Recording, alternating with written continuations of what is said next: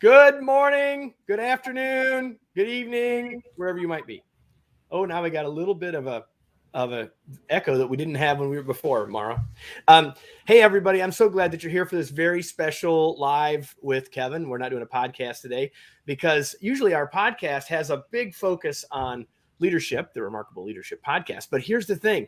What we're going to talk about today isn't just for leaders. So the first thing I'd love for you to do, if you would, is if you're here, say hello, go into whatever social platform you're on, say hello, tell us where you're from.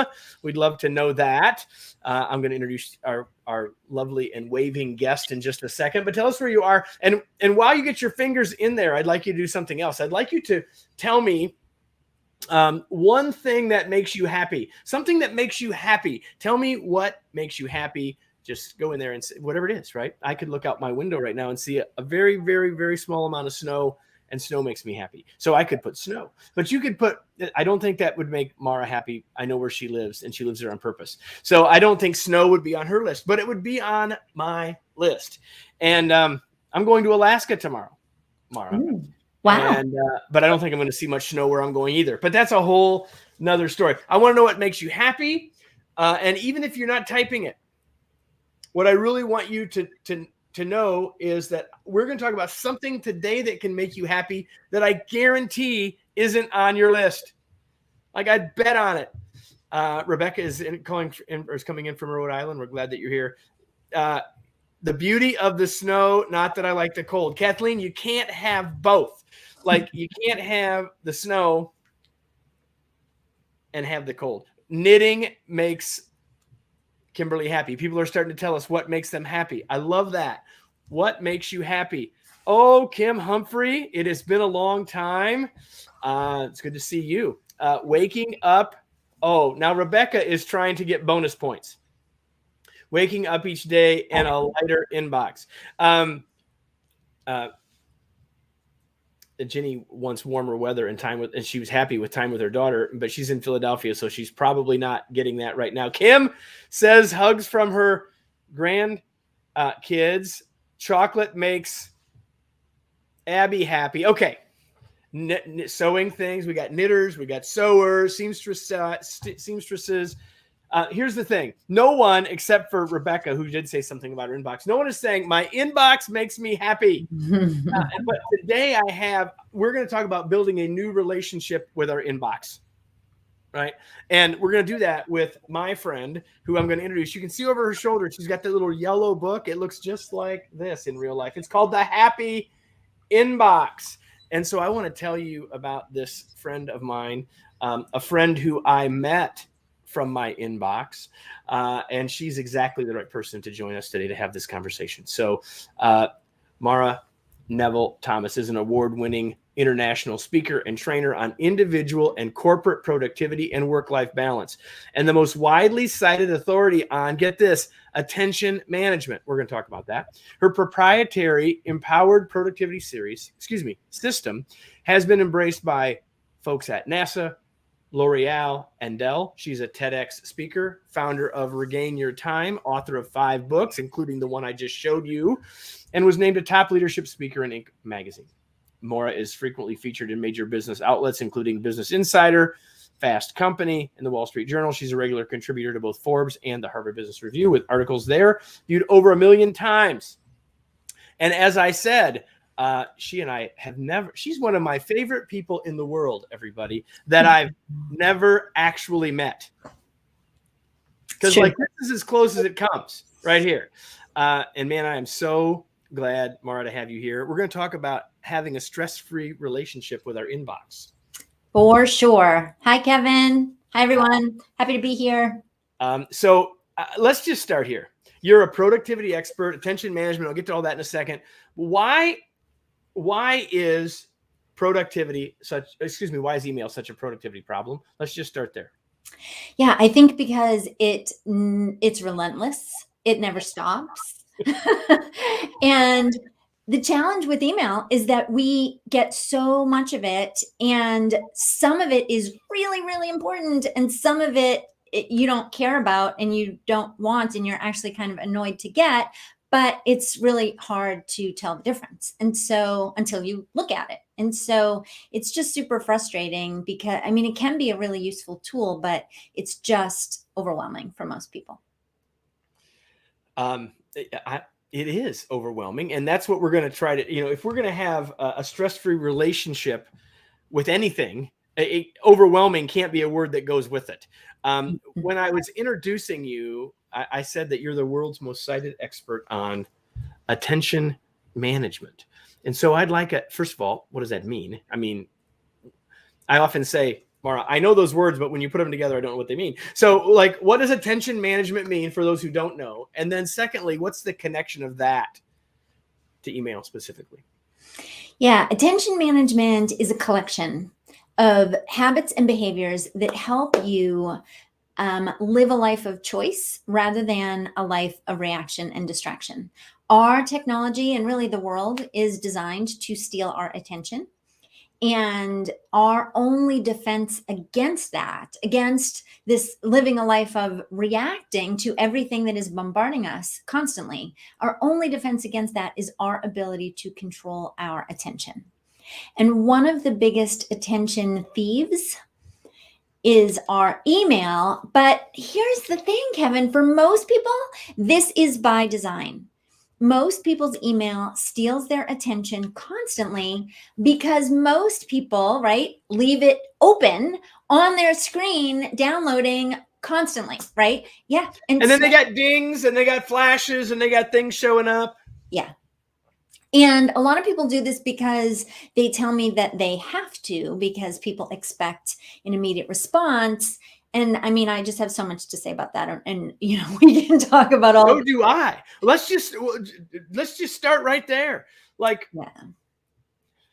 Well, let me just I'll throw an opening salvo, then you can take it wherever you want to go. Here's my thing. There are a few people in a few jobs where that's probably true. But for most of us, they're expecting immediate response because we're always giving it to them. Exactly right. That is part.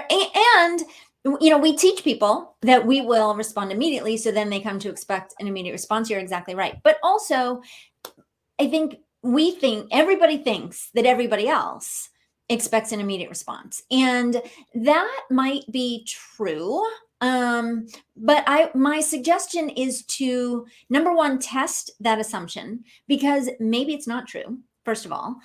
Sometimes people just love to get something off their plate, right? And they toss it over to you. And then when you respond right away, you're like, oh, it's back on my plate again. Now I have to do something with it. So maybe you'd be doing a favor by not responding immediately. But also, if you test that assumption, most individuals that I talk to would never say, oh, that Kevin, it's been 5 minutes and he hasn't written me back. So I'm never reading any of his stuff ever again.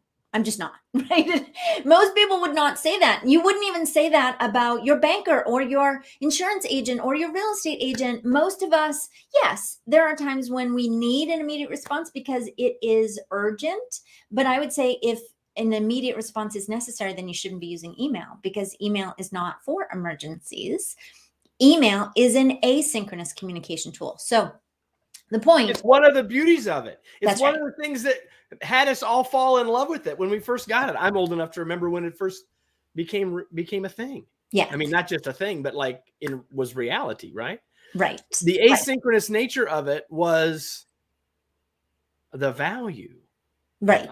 Right. And so, so test that assumption. Yes, you might believe in your head, everybody expects an immediate response, and so I have to give an immediate response. Test that assumption. Do I really have to give an immediate response? What would happen if I don't? And I'm not saying that you should go off the grid and not respond to people for days or weeks, but maybe a couple hours is going to be fine.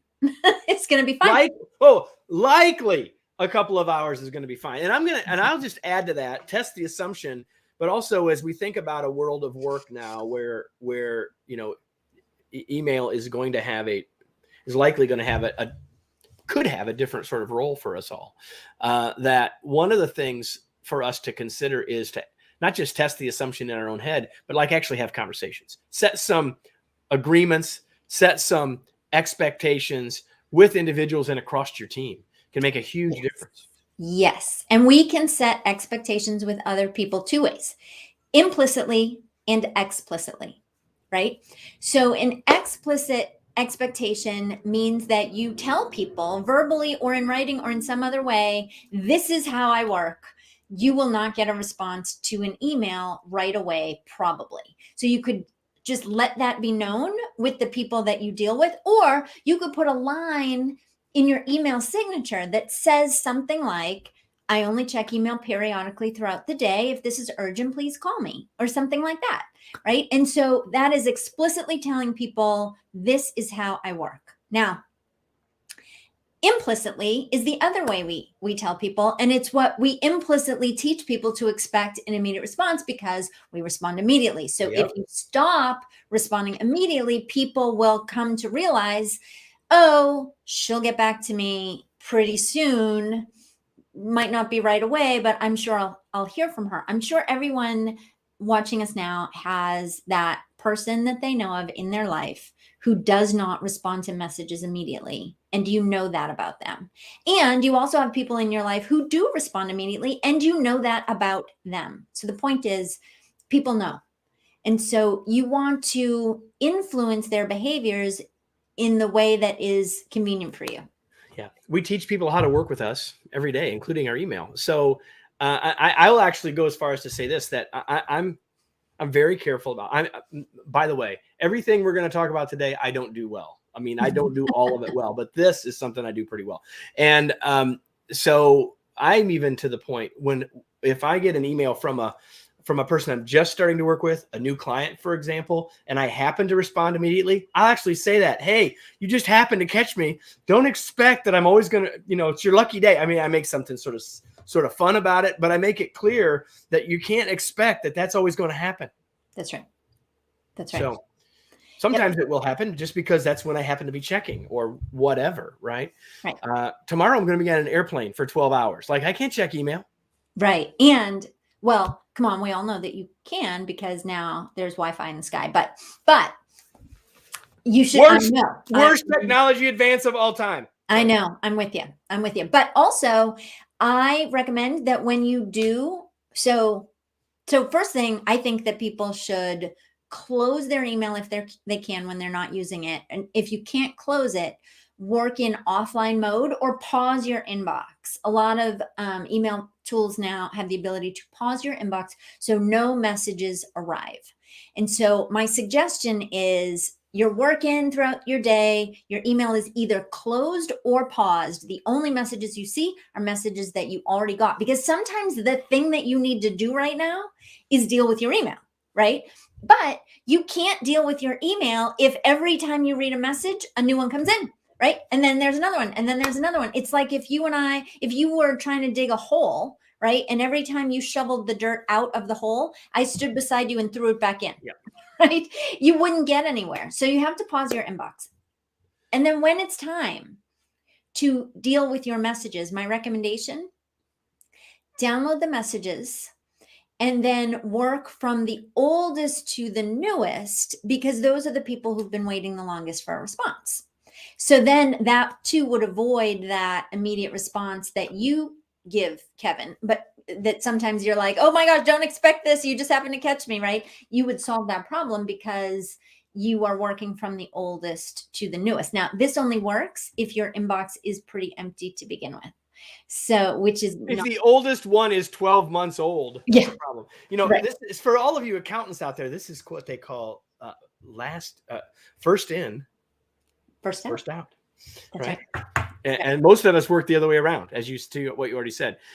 Rebecca, I see your comment, and we'll get to it in a minute. I promise you. So what I like about what you just said about the pausing the email, et cetera, is that's a step beyond turning off notifications. Yep.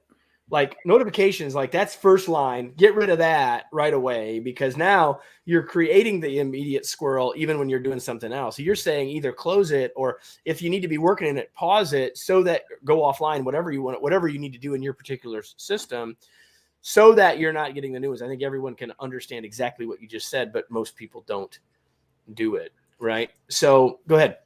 Yeah, many people tell me that pausing their inbox is like the one of the most, first, shutting off notifications for sure, but pausing I mean, even for me, it just keeps me sane because it feels like you can never get traction on your work, right? You can never get ahead because every time you do something, there's another thing. And it's just so frustrating. I think you'll find that pausing your inbox, and this works in Outlook. There's an Boomerang makes a pause inbox feature for Gmail, and they also have an Outlook plugin. And if you don't have that, then you can just work in offline mode, and that will keep new messages from coming in. It's a little bit less convenient because then messages don't go out either, but but it's worth it. It's worth it to save your sanity.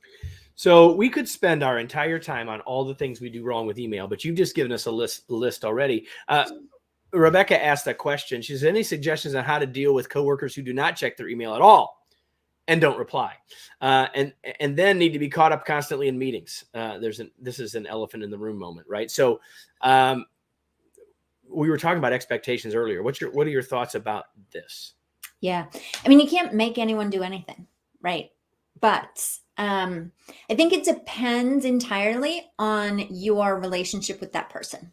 So if it is somebody who reports to you, then you have more control over that situation probably than if it is somebody who you report to or is sort of above you in the organizational hierarchy, or if it's a peer, right? You can't make them do anything. So in that case, I would say, well, a few things.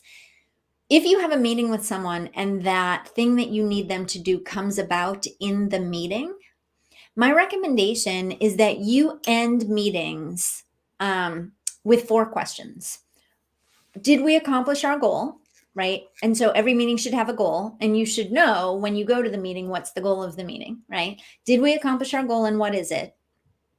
And I talk about meetings in the happy inbox as well, because it's another form of communication, right? So did we accomplish the goal? Next step, next question, what are the action items that we need to take as a result of this meeting that we've just had?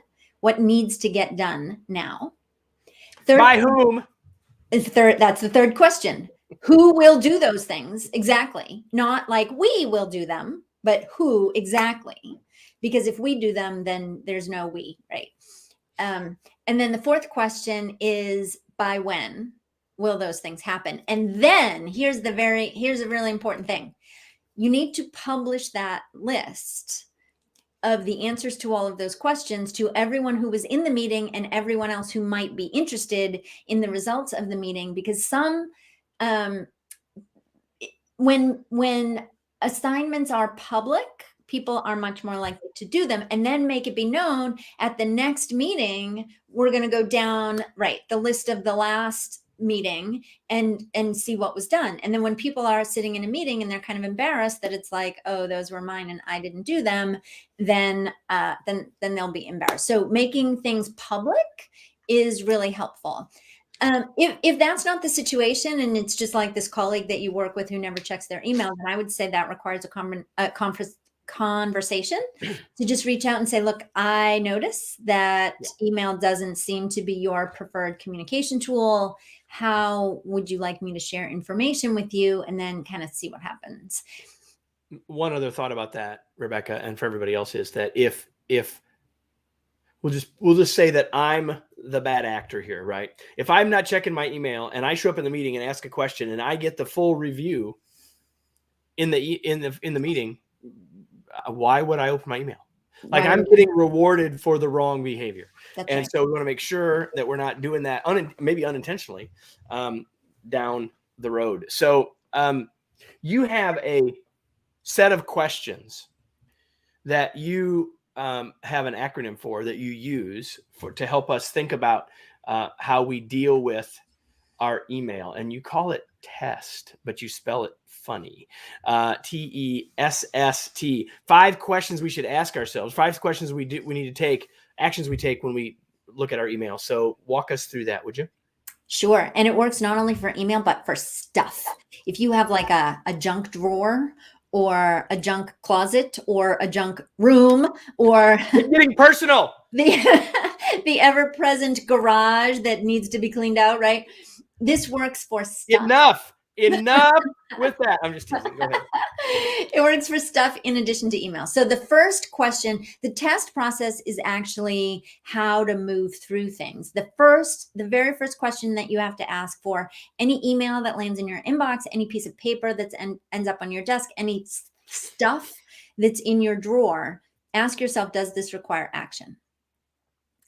And if it does require action, so the test process in the book is kind of a flow chart, right? So if does this require action is yes, then ask yourself, am I the right person to do that? Exactly, right? Am I the right person to do this?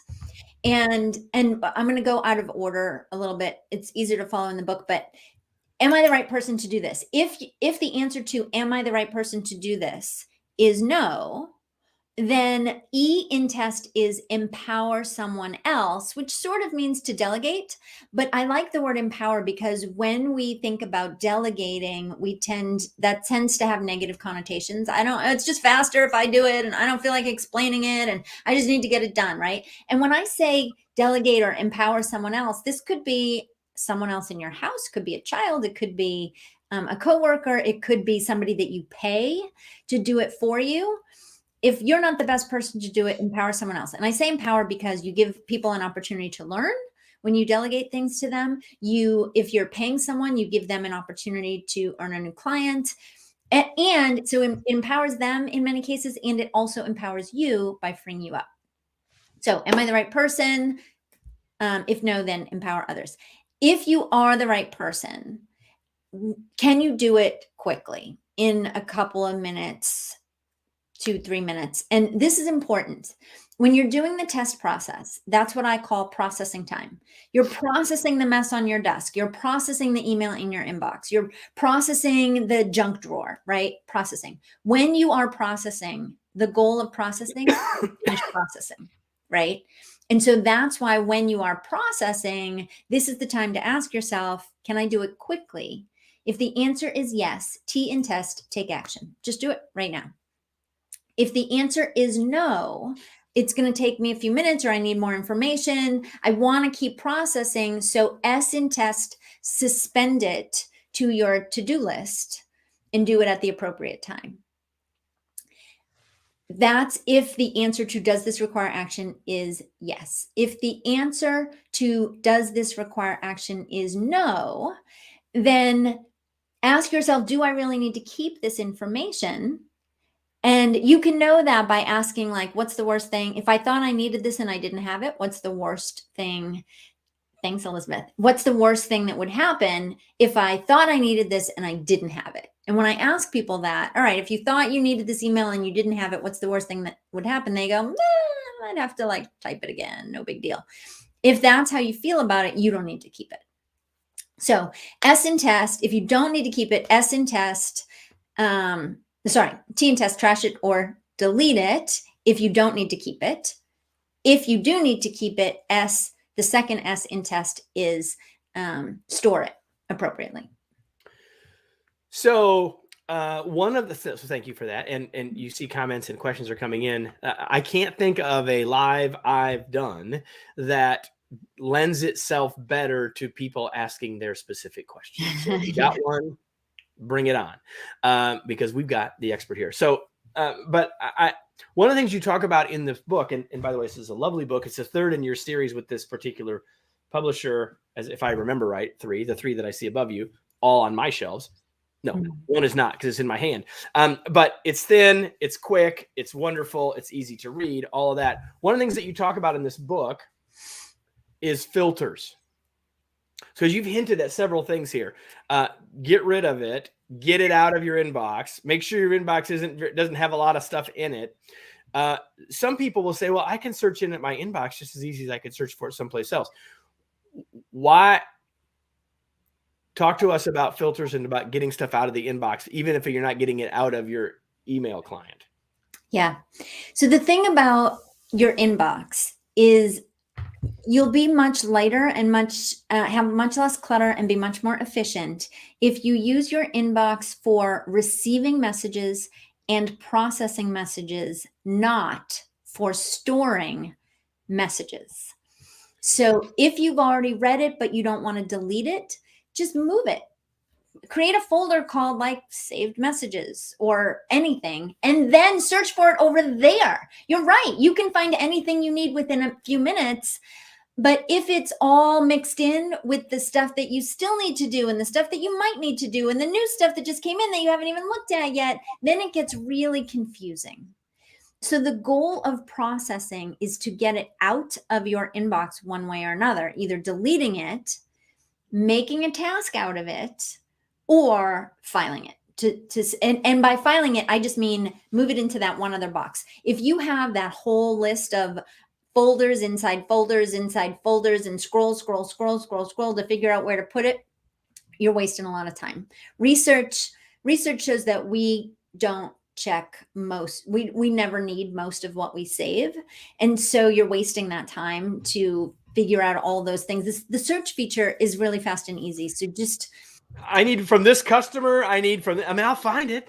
That's and right. In fact, in Outlook, it'll just look in all the folders for you. That's right. At once. That's right. So just create a folder called saved email. And your goal when you process your messages is to get things out. Now, if you already have hundreds or thousands or tens of thousands of messages in your inbox, my suggestion for you is to make that folder, saved emails or emails to process or whatever you want to call it, and then move everything that is older than a few days out into that folder. Just move it all into that folder, go through it at your leisure if you need to, and then deal with what's left in your inbox. Get your inbox to 0. It's going to feel great. And then move on from there. And if something is really important, it will come back to you, or you can go through that folder and look at the stuff that you flagged, and whatever. The flags will stay if you marked it as unread or flagged it or whatever. It'll still be there. So you can go through it at your convenience, but your inbox will be much lighter and you'll feel much more productive because you're working through that. Beautiful. So what about filters then? I mean, you're saying don't worry too much about all of these folders and getting all of that figured out. So talk to us a little bit about what your best practices are around filters. Yeah. So we get basically 4 kinds of messages. And if we can distinguish those messages, then we can get a lot faster at processing our email. So the first kind of messages that hopefully most people don't get too much of anymore is spam. But when I say spam, I mean malicious, spyware, phishing, like true spam. And if you get spam, you definitely want to mark it as spam so that your email hosting provider understands what it is. And hopefully you don't see too much of that. But if you do, either tell your IT department or mark it as spam so your company knows. Okay. The second kind of messages that we get, there's 2 types under this heading. The second heading is called robomail. That's what I call it. Robomail is automatic messages that are sent from an email marketing service, something like Constant Contact or ConvertKit or those kinds of things. So there are 2 kinds of automated messages, 2 kinds of robomail. There are and these are usually like newsletters and marketing messages and people that you subscribe to that send you useful information, like me, like you and me, right? Exactly. So if you want them, that's great. That's wanted robomail, but maybe you don't need them in your primary inbox. Maybe you could create a folder called like newsletters I read or something. And now be judicious. If you put 500 newsletters in there, you will never read them and they will just go into a black hole. So be really ruthless about what do I really read, and create a filter that says any message from this person goes into this folder. And then you can just peruse that folder at your convenience. So those are wanted robomail. Unwanted robomail, we tend to call spam. But if it's really from a newsletter marketing service, a reputable one, then it's not spam. You just gone on their list somehow. Maybe it was an accident, but if you click unsubscribe, you should never receive a message from them ever again. It's really more of a mistake than it is spam. So well, or your interests have changed. Your interests have changed. Yeah. Whatever. You had to buy something from a random site that you really liked, but now you don't buy anything from them anymore. No big deal. Right. So click unsubscribe. And you also can set your filters to say any messages. It's better to unsubscribe, I think, to take that second and unsubscribe. But you could just set a filter that says any message from this domain goes into my trash, for example. So those are the first three: spam, wanted robomail, unwanted robomail. The last kind of message is actual real email from individual people addressed directly to you that you need or want to read. And for most people, that is called work. Exactly. That is friends and neighbors. That is called work. Well, yeah, I mean, it's colleagues, it's vendors, it's your boss, it's customers, it's oh, yay. So glad to see you, Catherine. Yeah, so it's real work that you have to do. Now, the goal with the test process and all the tips in the happy inbox, the goal is to make sure that what you get in your email inbox is really just work that you have to do and you have to read. And so if you get your inbox to that point where the only messages you get are actual work, I think what you'll find is that the number of messages drops drastically, the number of messages that you have to deal with on a day. So that's the idea of filtering and making your inbox a lot more manageable. And it also leads to another thing that I know that you would agree with, and that is that, so let's just say that there's a bunch of emails that you get, like from Maura and from Kevin and from others, that you want to newsletter type content, the valuable content that you want. If you put that in another folder, then you can consciously say, hey, I'm going to go spend 15 minutes in that folder. So now I'm blocking time. I'm being intentional with that time as well. Way better. That's right. Way better. Yep. And you can just sort of skim it. What's Kevin's email about today? Oh, well, I don't work remotely, so this one doesn't apply to me. But last week he sent one about this, and I really am interested in that. Right. So then you can just sort of figure out what you need. 100%. 100%. We could go on forever and we could continue to talk about all of this stuff. But I've got, I think, maybe two more questions for you, Maura. And one is this. So you've given us a bunch of advice, some things to do, some things to not do, some things we're probably doing that we should stop doing. What's one thing that we haven't talked about, or one more piece of advice that you would give us so that we can have a stress-free relationship with our email? Yeah, so a lot of people have this idea of like a junk mailbox that is just the place where if I don't really want something, but I have to give my email address, I give this junk address, and that can be helpful. But we've come a little bit farther. There are services now, two of them that I really like. One is called Bulk Club, BULC -club. And then the other one is called Throttle. And here's what they do. They allow you to create a dynamic email address on the fly. They have browser plugins.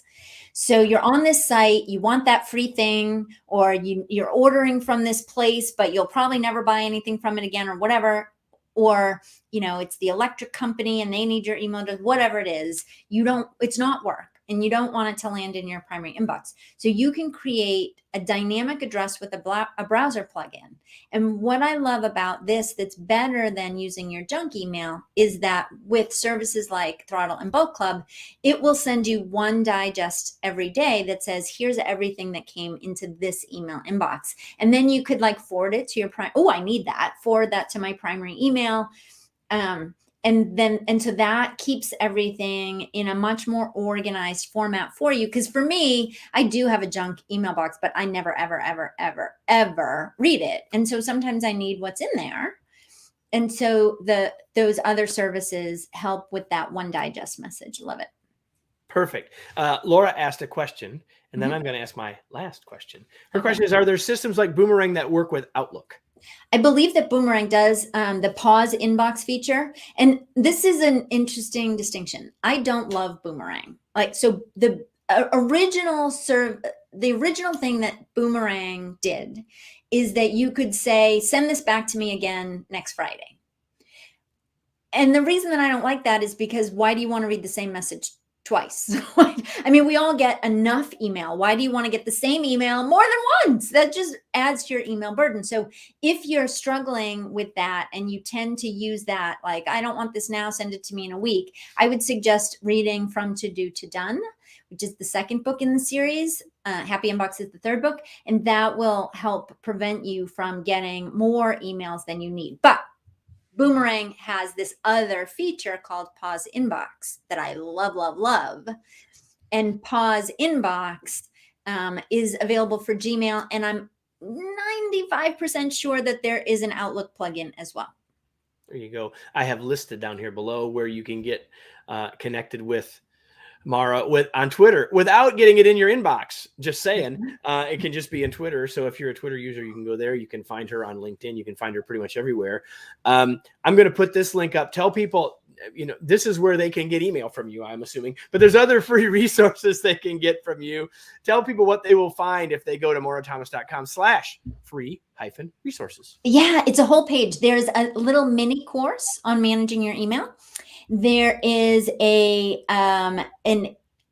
7-day restoration plan that can help you regain control over your attention. There's just all kinds of workbooks and resources and little classes that you can take for free to get more into this information if you want to improve your productivity. And my definition of productivity is achieving the results that are most significant to you.